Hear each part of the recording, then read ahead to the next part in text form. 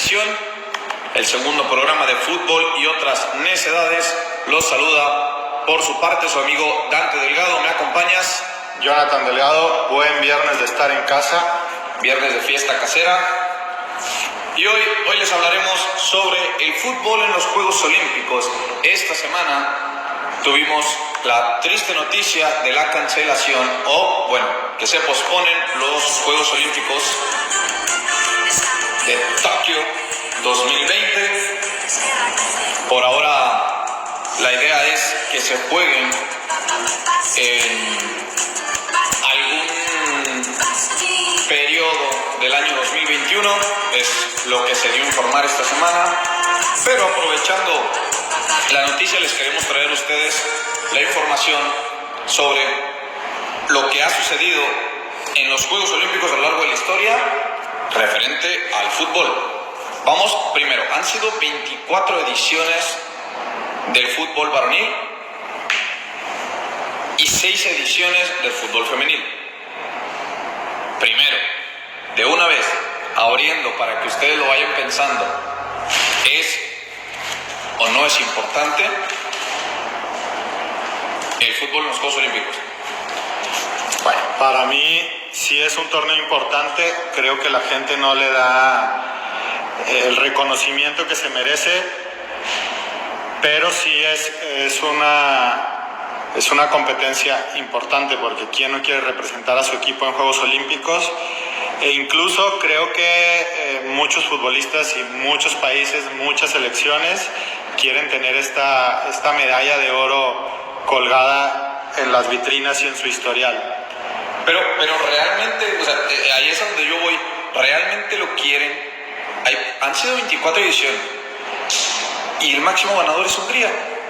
Entonces, ¿cómo puedes decir tú? No, sí, es un torneo que todos quieren, etcétera, etcétera, y se busca mucho, bla, bla, bla. Si luego te vas a la historia y dices, el máximo ganador es Hungría, o sea, no es el mundial donde es el Brasil, que rompe, que demuestra, que pone el yoga bonito, que te trae las máximas figuras del mundo. Es Hungría. Bueno, aquí hay dos temas. El primero es Hungría, y el segundo, Brasil, que históricamente se le había negado este torneo hasta su edición de los Juegos Olímpicos en Río. Pero bueno, hay que recordar también que Hungría gana 3 mundiales en la época que fue del 52 al 80, donde no se permitían selecciones profesionales, solo amateurs, pero tanto Hungría como la Unión Soviética, que también lo gana 2 ocasiones durante este periodo, ellos iban con sus equipos mayores, con su selección mayor, con la selección que llevan al mundial, porque el formato de competencia o el tema del profesionalismo en sus países no existía como tal. Se les pagaba por medio del gobierno, no les pagaban los clubes directamente, que es lo que conocemos ahora. Entonces ellos podían registrar a cualquier jugador que estuviera en sus ligas, porque en teoría no eran profesionales, y prácticamente jugaban con el mismo equipo los Juegos Olímpicos y el Mundial. Entonces creo que por ahí va que entre ellos dos tengan 5 medallas olímpicas, 5 medallas de oro. Pero entonces, a ver, volvemos. Si estamos diciendo que son equipos que pudieron llevar a su selección mayor y competir contra selecciones amateur, contra un montón de jugadores que no recibían un sueldo por jugar fútbol, o sea, que no disponían de su tiempo completo para dedicárselo al fútbol, ¿cómo le puedes tomar seriedad a esos logros de la selección húngara si estaban jugando contra jugadores amateurs, siendo ellos profesionales realmente, pero no con el nombre de profesionales? Bueno, no creo que vaya con la importancia, sino más bien creo que en el fútbol todo mundo siempre ha aprovechado las lagunas que existen, y en el tema de Juegos Olímpicos, bueno, al inicio pues fue un deporte que entró. De hecho, en los primeros Juegos Olímpicos modernos, en 1896, no hay fútbol, entra hasta el siguiente año, Y también te deberías de acordar que los primeros 2 Juegos Olímpicos donde existe el fútbol no competían selecciones, sino que iban clubes y así iniciaron el fútbol en los Juegos Olímpicos. Entonces creo que Hungría aprovecha pues lo que se le permite, ¿no? ¿Quiénes son los primeros campeones? En 1900 gana el Aston Park del Reino Unido, que era un club de fútbol. Se le puede atribuir una medalla de oro entonces a Reino Unido. Al Reino Unido gana la primera medalla de oro en fútbol. Y en 1904 gana, sorprendentemente, un club llamado GAL de Canadá. Bueno. Canadá. Pero bueno, es a lo que vamos. O sea, bueno, vamos a darle un pequeño repaso a lo que ha sido la historia, pero ¿cómo podemos ir tan de lleno a decir, oye, sí, métele o piénsalo o tómale mucha importancia si estamos hablando de este tipo de cosas, ¿no? De Canadá, de Hungría,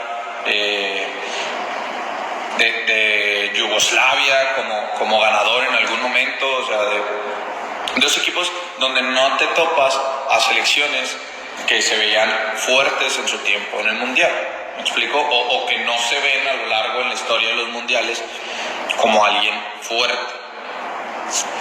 Bueno, también hay que ver que el fútbol en Juegos Olímpicos pues es un torneo, ahora sub-23, pero bueno, es un torneo aparte.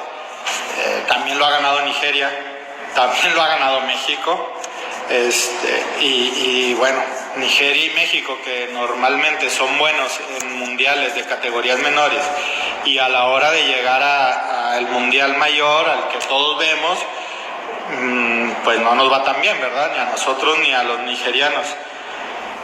Bueno, para empezar son torneos más cortos en los Juegos Olímpicos. No es lo mismo que el Mundial. Eso yo creo que también influye.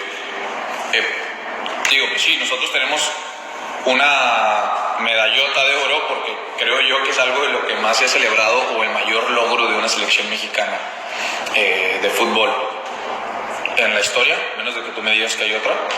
No, yo creo que ese ha sido el logro más importante del fútbol mexicano. Por mucho, a nivel mundial. Pero realmente, ¿qué podemos ver más para atrás? O sea, a mí me parece interesante el tema de Uruguay campeón en el 28, antes del primer mundial. ¿Por qué? Porque creo yo que es una seguidilla de esa selección, ¿no?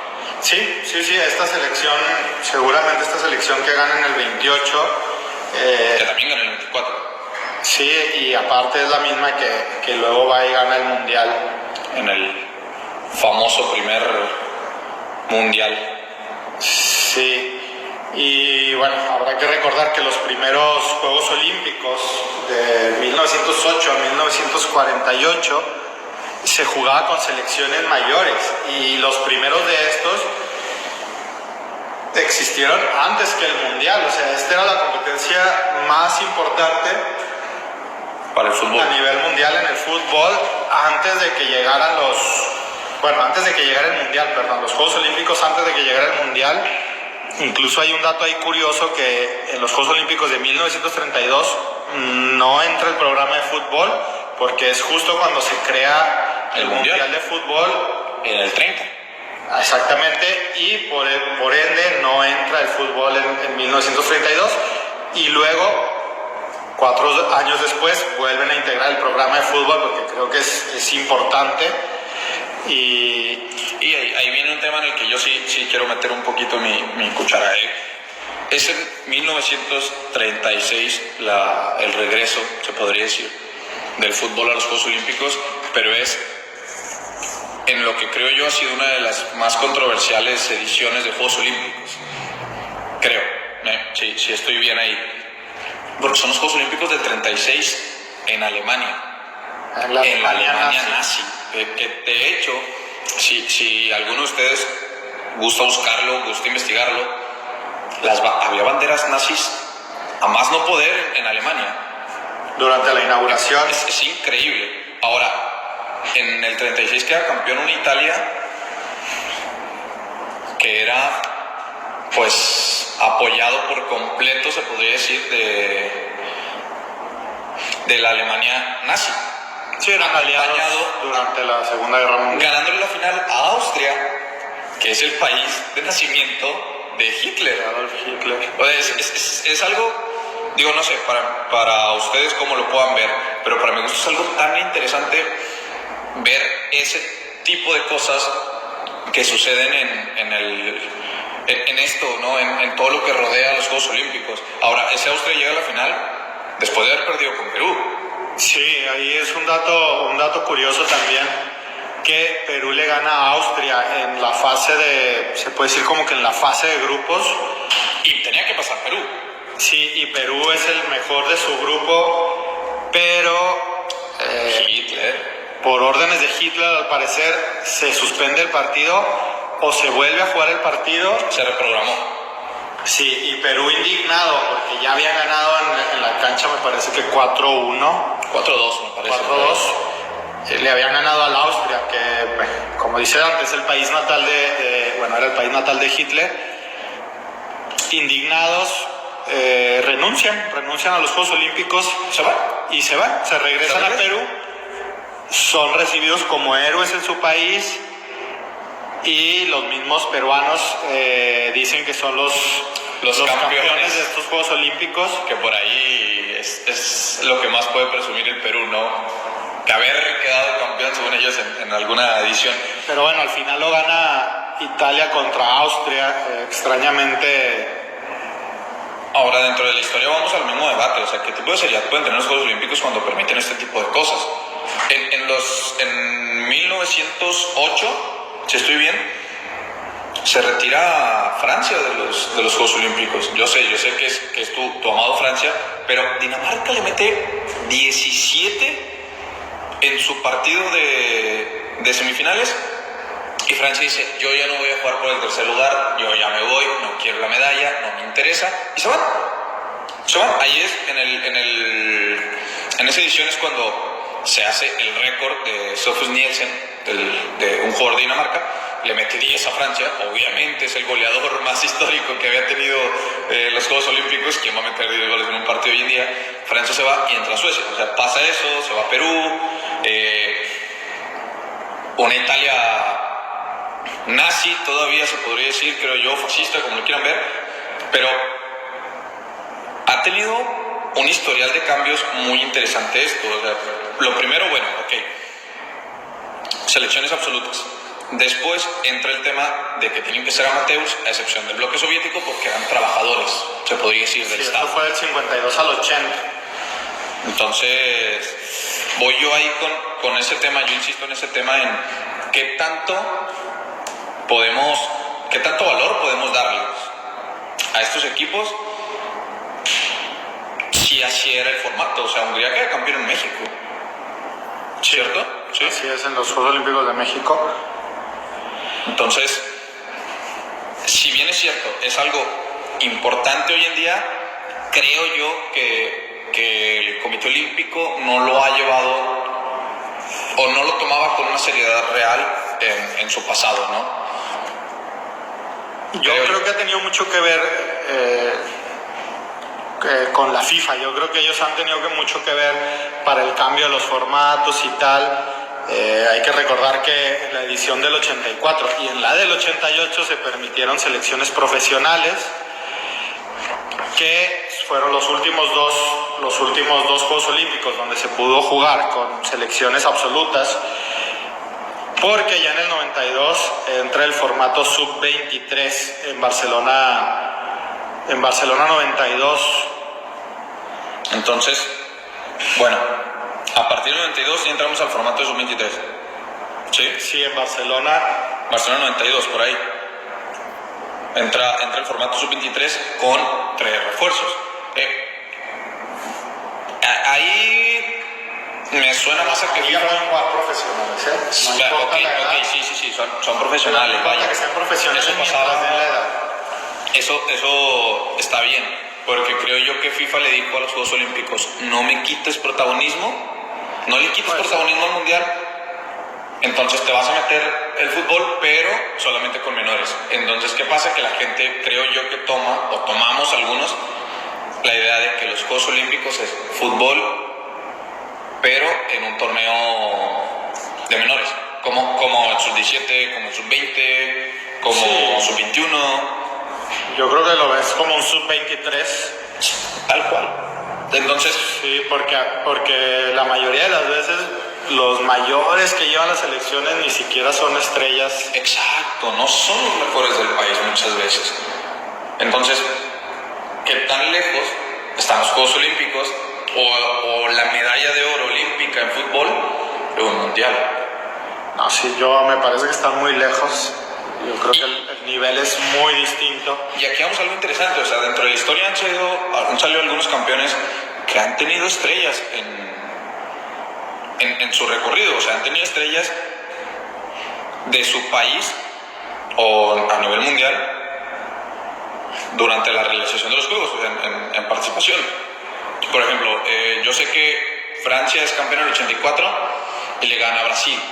Ok, puedes decir, bueno, tal vez en esos tiempos Brasil cualquier cosa, pero era el Brasil de Dunga. Dunga, que es un histórico del fútbol brasileño y conocido a nivel mundial. Y luego, campeón del mundo. En el 88 vuelve a perder Brasil la final, pero Brasil tenía a Romario, a Bebeto y a Tafarel, que son tres históricos, creo yo, de la historia de Brasil, o sea... figuras en el 94, ¿no? Y ahí es donde me entra a mí el sí o no le tienen importancia. Después, en el 92 queda campeón España, pero era una España que tenía figuras, entre ellas tenía Cañizares, que yo creo que la gente que ha seguido, que le gusta el fútbol, sabe quién es Cañizares. Tiene a Luis Enrique, que hoy todo el mundo lo conoce como técnico, y tiene a quien para mucha gente es el mejor técnico del mundo o de historia o algo por el estilo, que es Pep Guardiola. O sea, mal no iban con sus selecciones, creo yo. Pero yo que sí le buscaban meter un poquito más. Ya a lo mejor después, bueno, ya en el 92 ya era con formato menor, entonces... Sí, ahí entra ya el sub-23 en el 92. Entonces creo yo que es importante. De ahí creo yo que tendríamos que tomar a lo mejor un poquito más historia sobre el 23 en adelante, ¿no? O sea, sobre lo que pasa después del formato sub-23, porque creo yo que ya le tomaron un poquito más y que ahí podemos ver estrellas cuando eran chavos. Bueno, ¿y qué me dices de la final del 96? Que la juega Argentina contra Nigeria y Argentina prácticamente plagada de... Era favorito. Están jugando en Estados Unidos. Imagínate la cantidad de argentinos que estuvo presente en Estados Unidos para ver a la selección argentina. Sabiendo, aparte, que a los argentinos les gusta ganar todo. Te presumen hasta la copa... Ándale, la copa de la tiendita, te la presumen los argentinos. Bueno, ese era un Argentina enorme, o sea, tenía Bocio, tenía Ayala, Zanetti, Matías Almeida, tenía Claudio López, tenía Simeone, tenía Crespo, a Ortega, a Delgado y a Marcelo Gallardo. Y para acabarla los traía alguien que reconoce mucho aquí en Nuevo León, que era Daniel Pasarela. Sí, es increíble, o sea... Parece que estás hablando de una selección mayor que fue al Mundial y no, fue la selección que jugó la final de Sydney 96, perdón, la final de Atlanta en el 96, perdón. Estados Unidos. En Estados Unidos, y sorprendentemente les gana Nigeria 3-2, donde me parece que en esta final el portero tiene bastante que ver. El portero argentino creo que deja mucho que desear, y Argentina plagada de jugadores que a posterior serían estrellas mundiales. Que son reconocidos. Yo les puedo apostar que ustedes reconocen al menos 5 nombres de los que les acabo de decir de Argentina. Y esa es una de las selecciones que Argentina ha mandado a Juegos Olímpicos en la historia, que ahorita les voy a enseñar un poquito de lo que han hecho. Pero, entonces... ¿es un torneo para futuras promesas? Yo lo tomaría como... ¿O jugadores ya consolidados jóvenes?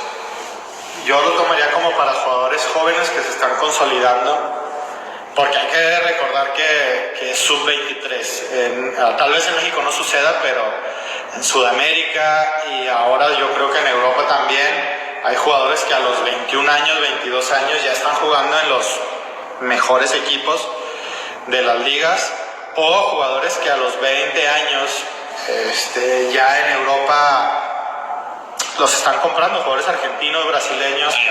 Mbappé. ¿Cuántos años tiene Mbappé? Y es una bestia.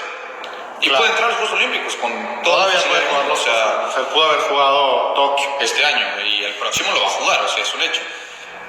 Pero ahí va lo importante, o sea, después en 2000 queda campeón Camerún, que bueno, o sea, yo creo que todos pensamos en Camerún, en un equipo de fase de grupos hasta ahí, de mundial, si acaso segunda ronda.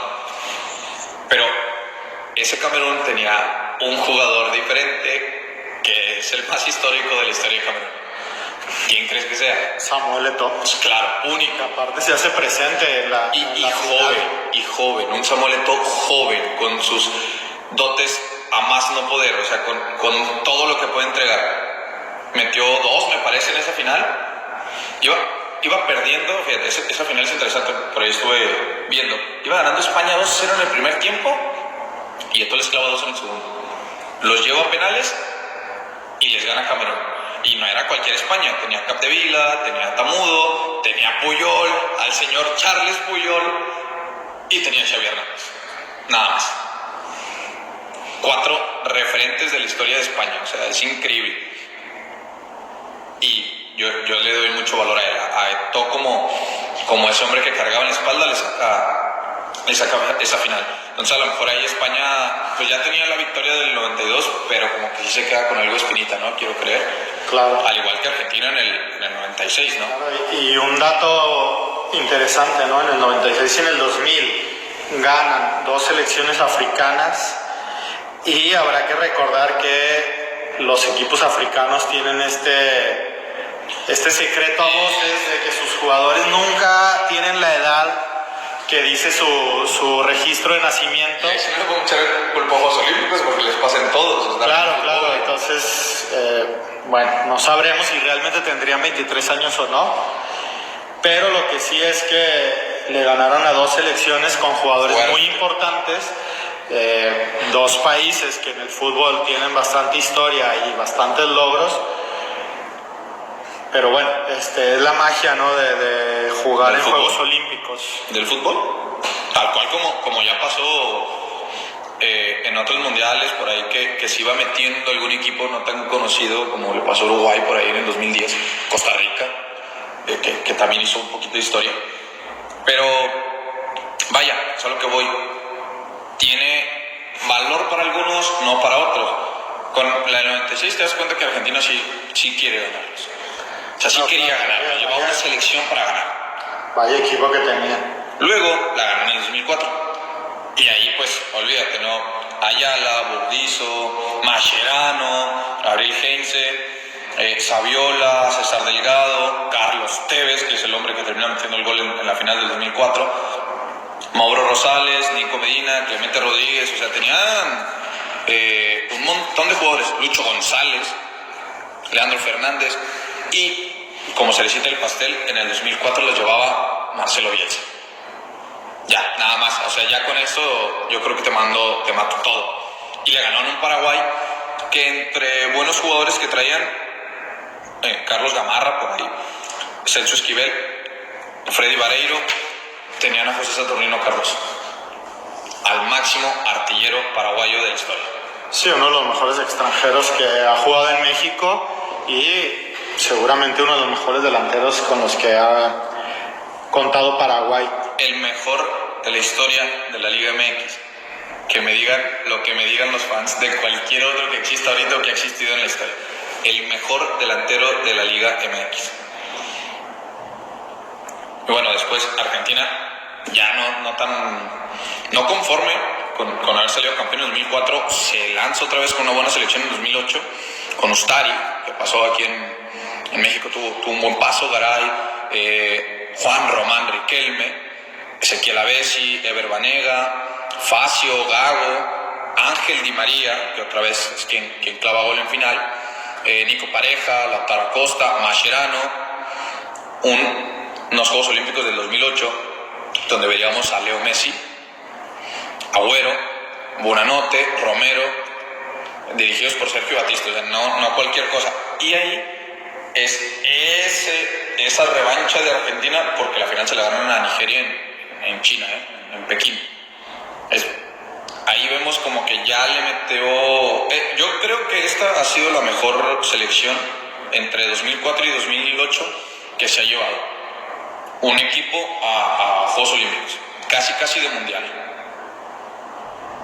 Sí, figuras importantes en Argentina, que lo venía haciendo bien, que refrenda el título, que desde el 96 ya estaba ahí peleando. En el 96 gana la medalla de bronce, para luego en 2004 y 2008 llevársela de oro. Y bueno, de ahí brincamos al 2012, ¿no? Que creo que todos se saben esta historia, que México le gana la final 2-1 a Brasil con 2 goles de Oribe Peralta, que creo que México aprovechó muy bien sus mayores para esta edición. Sí, llevábamos a Corona, sí, a Corona, a Peralta, obviamente, Oribe, que mete los 2 goles en la final. ¿Y quién era el tercero?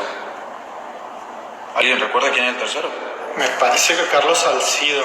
Ah, sí, claro, no era joven, no es joven todavía, pero... No joven Carlos Salcido. Ya, de joven ya era grande, pero... Y bueno, México le roba la medalla de oro a Brasil, un Brasil que históricamente había estado peleando siempre y que jamás hasta ese momento, en 2012, no se le había dado la medalla de oro. Había perdido 2 finales, bueno, 3, pierde 3 finales contando la de México. Había perdido el tercer lugar alguna vez, la medalla de bronce. En el 96 le gana a Portugal el bronce. En el 2008 le gana bronce a Bélgica también. Y tal vez ellos pensaban que en el 2012 por fin iban a lograr su medalla de oro ante un México que bueno, en la vista del mundo... Tenemos buena historia contra Brasil. Sí, México siempre se le ha complicado a Brasil, también le ganamos las Confederaciones. Y eso Brasil no era cualquier cosa, ¿eh? Iba Thiago Silva, iba Marcelo, iba Hulk y ya llevaban a Neymar. Y ya estaban no era cualquier cosa, o sea, creo yo que ese sí es un logro de México, que para mi gusto tuvo buenos jugadores en esa edición de Juegos Olímpicos, y ahí es, creo yo, que el punto más alto de la carrera de Oribe Peralta. Claro. Después, sí, un jugador que tuvo que picar mucho. 2 goles muy buenos de Oribe Peralta en la final. Y el segundo una chulada. Claro, y bueno, yo creo que todos recordarán este partido histórico para selección mexicana. Y por fin Brasil en Río de Janeiro logra su tan ansiada medalla de oro que no habían podido conseguir en toda la historia de los Juegos Olímpicos, que yo creo que era lo único que se le había negado a Brasil en el fútbol, un oro olímpico. Y por fin lo logran contra una Alemania que no era cualquier cosa. Una Alemania joven, que si bien recordamos es una Alemania parecido, si bien recuerdo, al que luego se presenta a Confederaciones. Por ahí, era una Alemania joven, era una Alemania sub, que también fue al Mundial previo. O sea, era un equipo que traía buenos jugadores. Por ahí Julian Brandt, que participó en el Mundial, León Goretzka, que yo creo que a todos nos gustó, Inter, Bender, que los dos Bender, Sven y Lars, más Lars, que por ahí nos hicieron mucha ilusión. Y creo yo que ese Brasil no era tan bueno como el que se enfrenta a México, porque entre las figuras altas, yo me acuerdo de Gabriel Jesús, del otro Gabriel Barbosa, Douglas Santos y Neymar, pero ninguno de esos nombres era tan cercano a Thiago Silva, a Marcelo o a Julio. Neymar repite, pero de los otros ni uno cercano, que Neymar obviamente era el hombre que llevaba la batuta, el tipo fuerte de esa selección. Claro. Pero no es la gran cosa. No, yo creo que tiene mucho que ver con que lo han jugado en Brasil, porque incluso en la final se van a penales, ni siquiera pueden superar a Alemania en el tiempo reglamentario. También como revancha de mundial, ¿no? Claro, sí, de la humillación del Mundial. Después de esa humillación Histórica. histórica. Pero bueno, ya también estamos hablando de fechas en que Brasil ya no tenía este yoga bonito como su estandarte. Y ya no proponía algo, ya no era llamativo su fútbol. Claro, pero bueno, también la presión de estar en tu país jugando los Juegos Olímpicos. Yo creo que el escenario estaba puesto para ganar la medalla de oro y bueno, lo logran. Presión por el rival, presión por el rival. No podemos. No, pero ellos tenían la presión histórica de no haber ganado los Juegos Olímpicos y no ganarlos en tu casa, con tu gente, en tu estadio. Ya creo que hubiera sido la gota que derrama el vaso para una selección brasileña que ha ganado absolutamente todo y que es la más importante en mundiales. Y a lo mejor por eso le metieron, ¿no? Era como que esa gema que les faltaba. Claro. Dentro de su guante del infinito, porque pues sí, no mandaron, en los últimos dos ediciones mandaron equipos fuertes, pero tampoco desmesurados, o sea, eso es a lo que voy, de más o menos le dan un cierto valor a esto, que como mexicano obviamente yo sí le doy mucho valor a lo que pasó en 2012.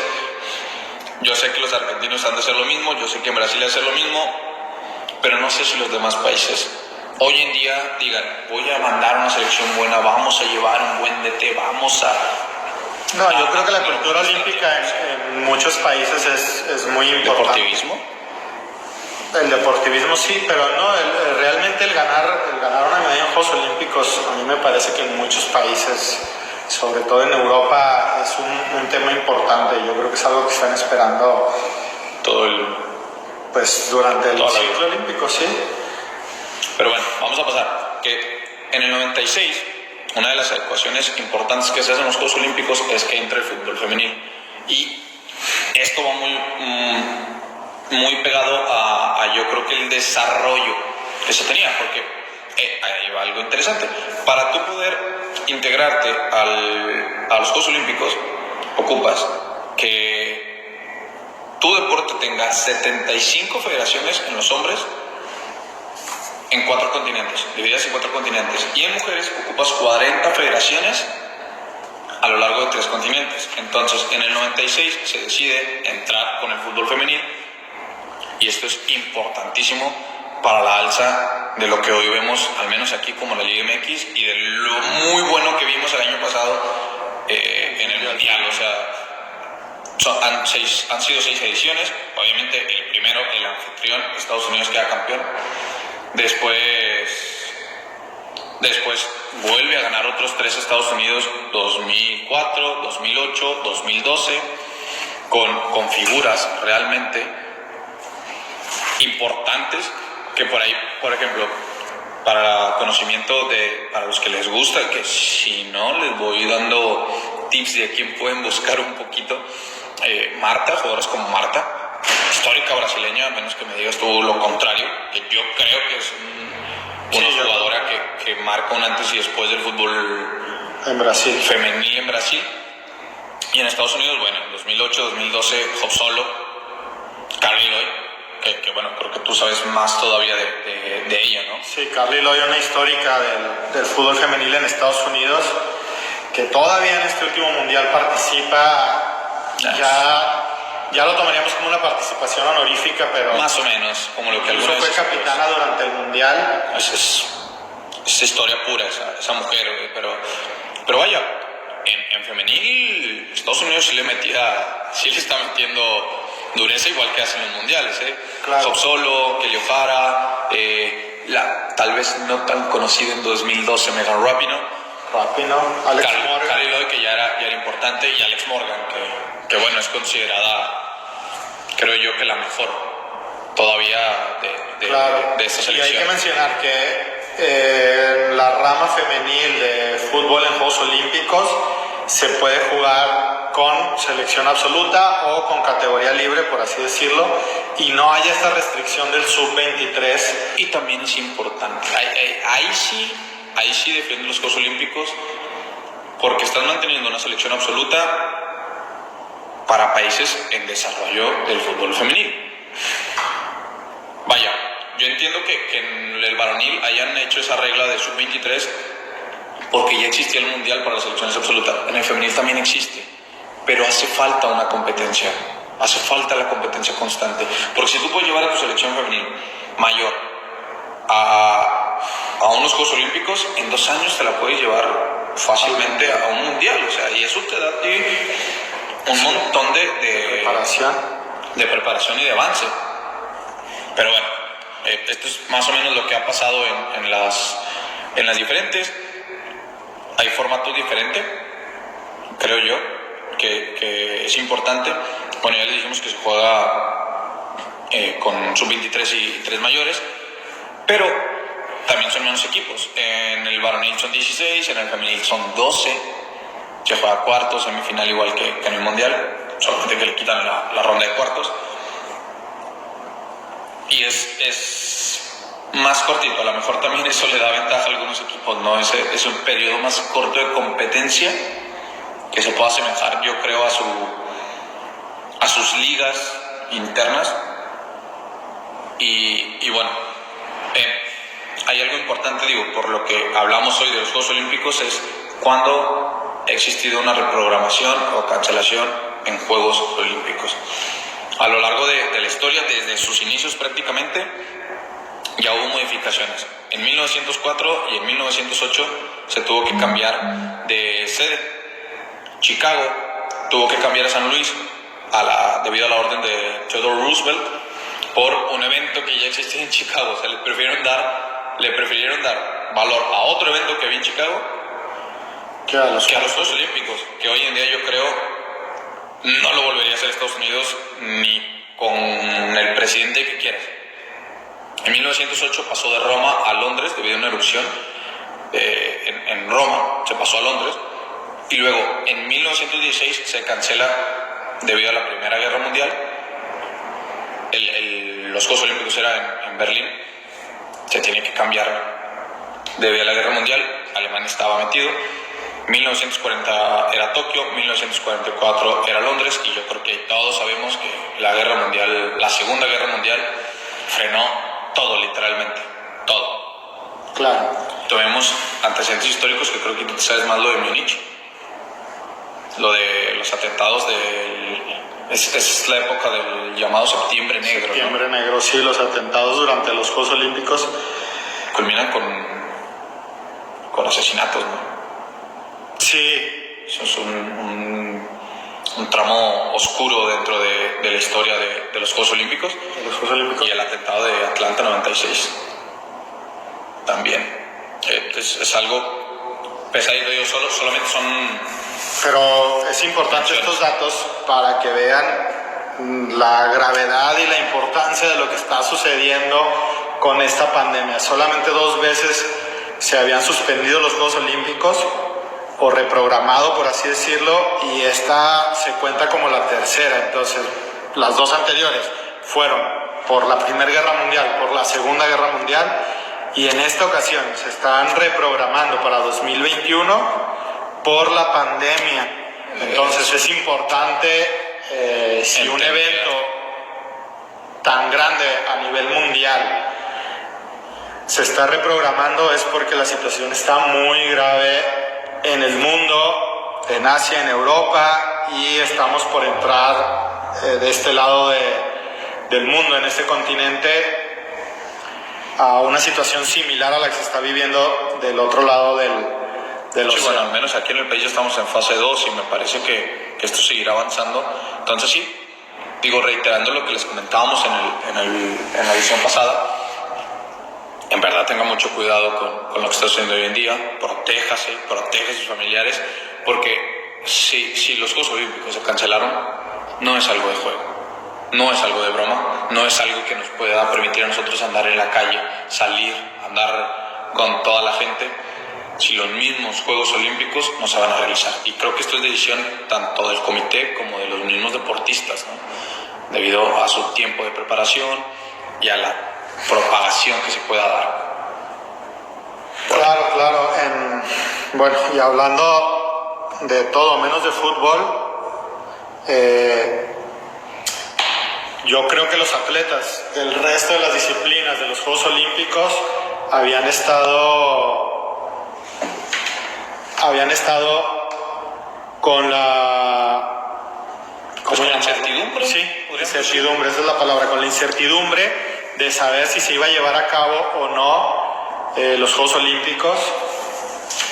¿Por qué? Pues porque ellos hacen su preparación durante la Olimpiada, que es el periodo de 4 años para llegar a Juegos Olímpicos, y llegar en su punto máximo a competir.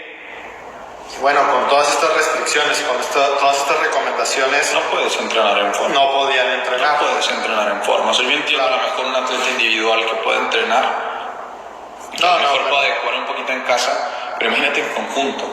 No puedes estar en conjunto. No, incluso para los deportes individuales era complicado porque... No puede ser el caso. Porque son muchísimas disciplinas. Hay disciplinas que se hacen en agua, en mar.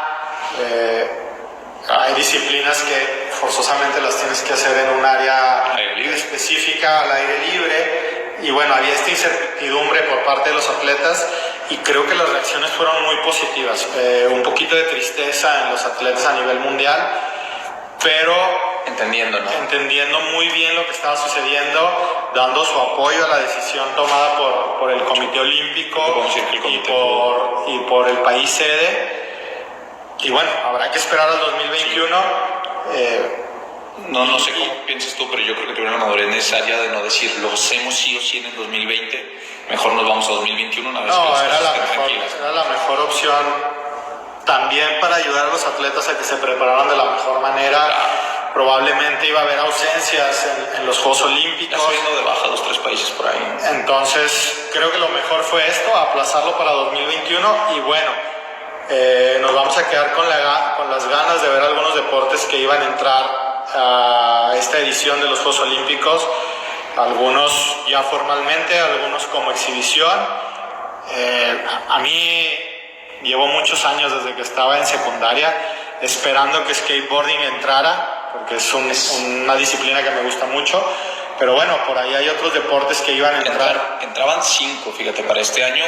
Quiero creer que los van a mantener para el próximo año, que era el surf, que para mí esto es algo muy llamativo, ver el surf en disciplina con 20 hombres, 20 mujeres, por ahí en competencia. La escalada también entraba en bloque, lead climbing y una modalidad de velocidad también, que digo, yo tengo conocidos escaladores que yo creo que están muy emocionados por ver esta disciplina, y a lo largo del mundo también un montón de gente, ¿no? El base y el soft entraban este año con 6 equipos en cada rama, en varonil y femenil, que también es un deporte muy importante. No recuerdo si había limitaciones, que lo dudo mucho, pero hubiera sido muy, muy interesante ver una selección de Estados Unidos, ver una selección de Puerto Rico, me parece, de Cuba, de Venezuela, que tienen, de Japón, de Japón, y van a estar de locales, o sea. Claro. No, y la posibilidad de México de conseguir alguna medalla. De acercarnos. A una medalla. ¿Por qué no y luchar por una medalla?